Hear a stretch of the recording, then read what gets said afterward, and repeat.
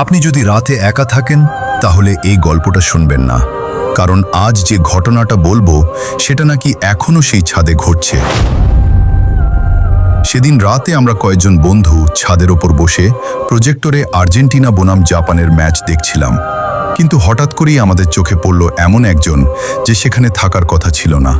আমরা ভেবেছিলাম সে হয়তো আমাদেরই কেউ, কিন্তু কয়েক সেকেন্ড পর বুঝতে পারলাম সে মানুষ ছিল না। তারপর যা ঘটেছিল সেটা আজও মনে পড়লে গায়ে কাঁটা দেয়।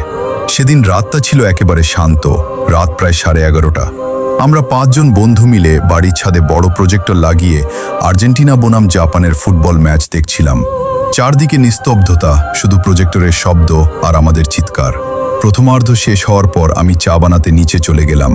ফিরে এসে দেখি সবাই চুপচাপ পর্দার দিকে তাকিয়ে আছে। আমি জিজ্ঞেস করলাম, কি হয়েছে? কেউ কোনো উত্তর দিল না। তারপর একজন ধীরে ধীরে বলল, তুই কি একটু আগে পর্দার পেছনে দাঁড়িয়েছিলি? আমি অবাক হয়ে বললাম, না তো, আমি তো নিচে ছিলাম। সবাই একে অপরের মুখের দিকে তাকিয়ে রইল। তারা বলল, কয়েক সেকেন্ডের জন্য একজন কালো ছায়ার মতো মানুষ পর্দার পেছনে দাঁড়িয়েছিল। তারা ভেবেছিল সেটা আমি। আমরা বিষয়টা নিয়ে বেশি ভাবলাম না, আবার খেলা শুরু হলো। কিন্তু কয়েক মিনিট পর হঠাৎ প্রজেক্টরের আলো নিজে থেকেই কাঁপতে শুরু করলো। বাতাসও তখন একেবারে থেমে গেছে। ঠিক সেই সময় ছাদের এক কোণ থেকে ভেসে এলো খুব ধীর একটা হাসির শব্দ। আমরা সবাই টর্চ জ্বালিয়ে চারদিকে তাকালাম, কাউকে দেখা গেল না। হঠাৎ আমাদের একজন চিৎকার করে উঠল, ওই দেখ পর্দার ওপর। আমরা তাকিয়ে দেখি ম্যাচের খেলোয়াড়দের মাঝখানে এক মুহূর্তের জন্য একটা অচেনা মুখ দেখা গেল। চোখ দুটো অস্বাভাবিক ফ্যাকাশে আর মুখে ছিল অদ্ভুত এক হাসি। 1 সেকেন্ডের মধ্যেই ছবিটা আবার স্বাভাবিক হয়ে গেল।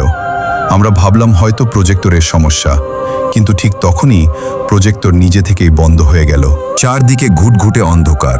ঠিক সেই অন্ধকারের মধ্যে আমাদের পেছন থেকে কেউ খুব আস্তে করে বলল, খেলা শেষ, এবার তোমরা যাও। আমরা কেউ আর এক মুহূর্তও সেখানে দাঁড়াইনি, সবাই দৌড়ে নিচে নেমে এলাম। পরদিন সকালে সাহস করে আবার ছাদে উঠলাম। প্রজেক্টরের সামনে যেখানে সাদা কাপড় ঝুলিয়ে রেখেছিলাম সেখানে কালো রঙের হাতের ছাপ দেখা গেল। আশেপাশে আর কিছুই ছিল না। আজও সেই ছাদে রাতের বেলা কেউ প্রজেক্টর লাগিয়ে খেলা দেখে না। আর মাঝে মাঝে গভীর রাতে পাশের বাড়ির মানুষজন নাকি এখনো সেই ছাদ থেকে ভেসে আসা এক অদ্ভুত হাসির শব্দ শুনতে পান।